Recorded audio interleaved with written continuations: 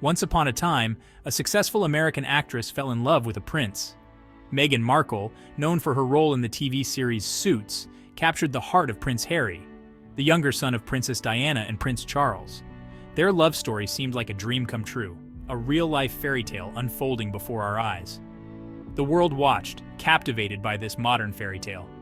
Their engagement and subsequent wedding were celebrated globally, with millions tuning in to witness the union of Hollywood glamour and British royalty. It was a moment of joy and hope, symbolizing a new era for the monarchy. But the narrative soon twisted, the dream turning into a nightmare fueled by relentless media scrutiny. The tabloids, always hungry for scandal, began to paint Meghan in a negative light. Every move she made was dissected, every gesture analyzed, often with a harsh and critical lens. This wasn't a story about happily ever after. It became a cautionary tale of media obsession, prejudice, and the power of words. The headlines grew more vicious, the stories more invasive, turning public opinion against her. The fairy tale had become a battleground.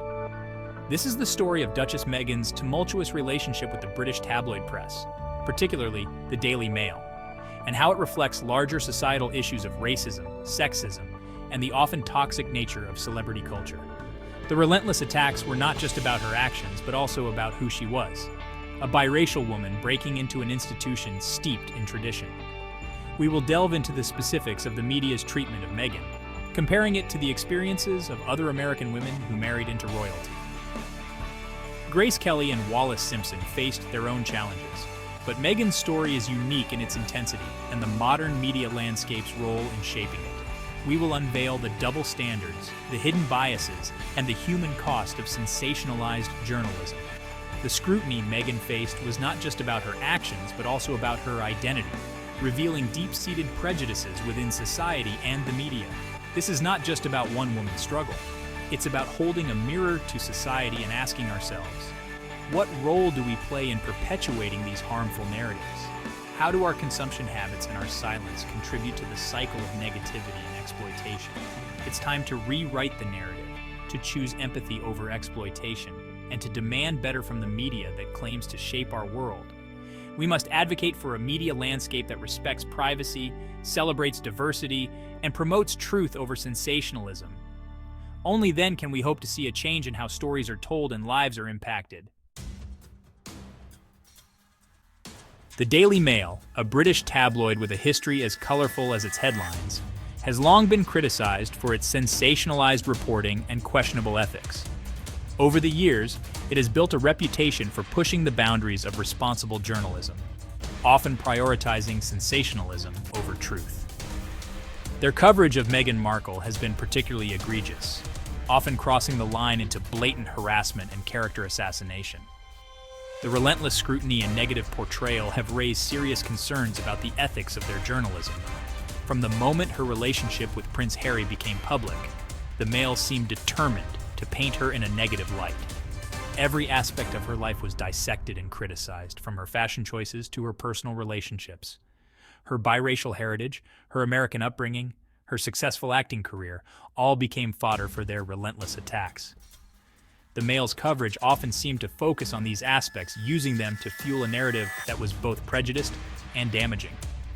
They published invasive articles about her family, fabricated stories about her behavior, and used loaded language to portray her as demanding, difficult, and manipulative. The impact of such coverage on Meghan's mental health and public image cannot be overstated. The Mail's campaign against Meghan is a stark reminder of the power of the press and the devastating impact of unchecked bias. It highlights the need for greater accountability and ethical standards in journalism. This isn't simply a case of a newspaper disliking a public figure, it's a textbook example of how prejudice can permeate media narratives and shape public opinion. The Mail's treatment of Meghan has had far-reaching consequences, influencing how she is perceived by the public and affecting her personal and professional life. The Mail's relentless negativity towards Meghan speaks volumes about their own entrenched biases and the dangers of unchecked media power. It serves as a cautionary tale about the influence of the media and the importance of critical thinking in the face of biased reporting. The devil, as they say, is in the details. A closer look at the Mail's headlines about Meghan reveals a pattern of subtle jabs and outright fabrications designed to undermine her character and paint her in a negative light. They scrutinized her every move, from her fashion choices to her baby bump, always finding fault and fueling the flames of public criticism. Headlines like "Meghan makes a fashion faux pas" or "Meghan's baby bump sparks controversy" might seem trivial, but they contribute to a larger narrative that portrays her as inauthentic, attention-seeking, and unfit for royal life. The Mail also published numerous stories based on unnamed sources, often making outrageous claims about Meghan's behavior and intentions. These unsubstantiated rumors, presented as fact, further damaged her reputation and fueled the firestorm of public scrutiny. The Mail's relentless negativity towards Meghan wasn't just about reporting the news, it was about shaping a narrative, one that cast her as the villain in a royal drama of their own making. Section 4. A Tale of Two Duchesses, Kate and Meghan in the media's eyes. The stark contrast in the media's treatment of Meghan Markle and Kate Middleton, the Duchess of Cambridge, exposes the double standards and implicit biases that permeate coverage of the royal family. This disparity is not just a matter of different personalities or backgrounds. It reflects deeper societal issues that influence how women, especially women of color, are perceived and judged. While Kate, a white woman born into British aristocracy, has largely enjoyed favorable coverage, Meghan, a biracial American actress, has been subjected to relentless scrutiny and criticism.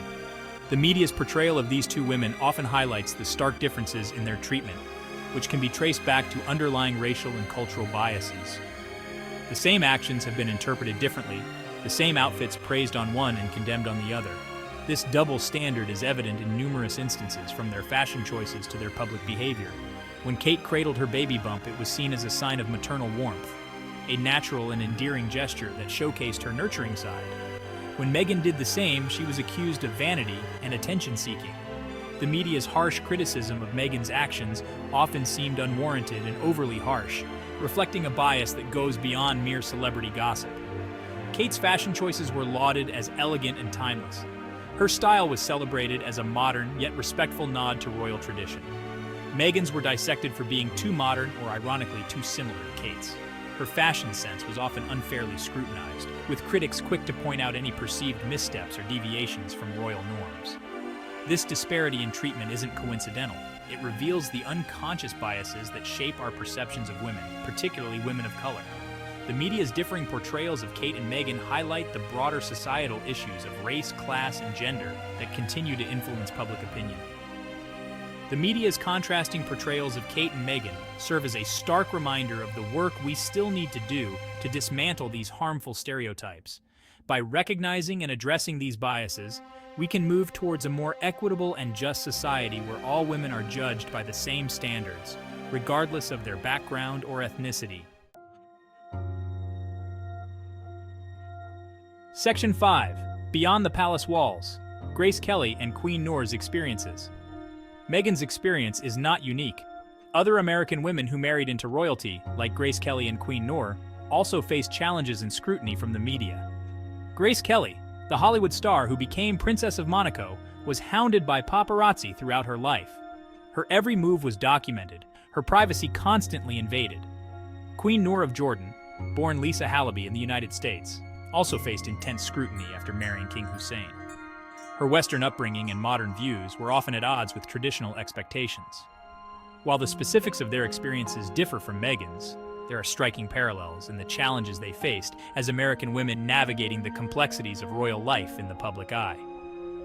Their stories highlight the unique pressures and expectations placed upon women who marry into royalty, especially those who don't fit the traditional mold. Their struggles, like Meghan's, underscore the need for greater empathy and understanding when it comes to media coverage of public figures.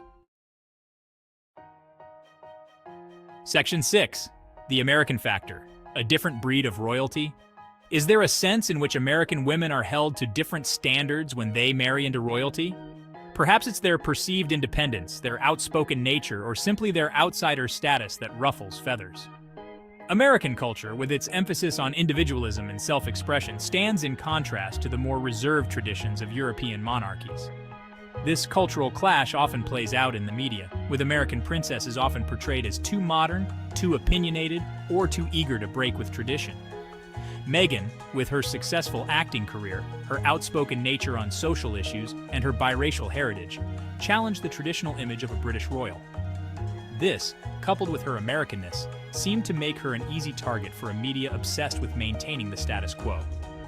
The experiences of Meghan, Grace, and Queen Noor suggest that American women who marry into royalty face a unique set of challenges, navigating not only the complexities of royal life, but also the weight of cultural expectations and media scrutiny. Section 7. Unmasking the bias, race, gender, and the media machine. It's impossible to ignore the role of race and gender in the media's treatment of Meghan Markle. The relentless negativity, the double standards, and the often vicious attacks reveal the deeply ingrained biases that still plague our society. Meghan's biracial heritage has been a constant point of discussion, often framed in ways that perpetuate harmful stereotypes. She has been subjected to microaggressions, coded language, and outright racist attacks, both in the media and online. Her experiences expose the insidious nature of unconscious bias and the urgent need to address systemic racism in all its forms. The media, as a powerful platform for shaping public opinion, has a responsibility to examine its own biases and to promote diversity and inclusion in its reporting. Meghan's story is a stark reminder that we still have a long way to go in the fight for racial and gender equality.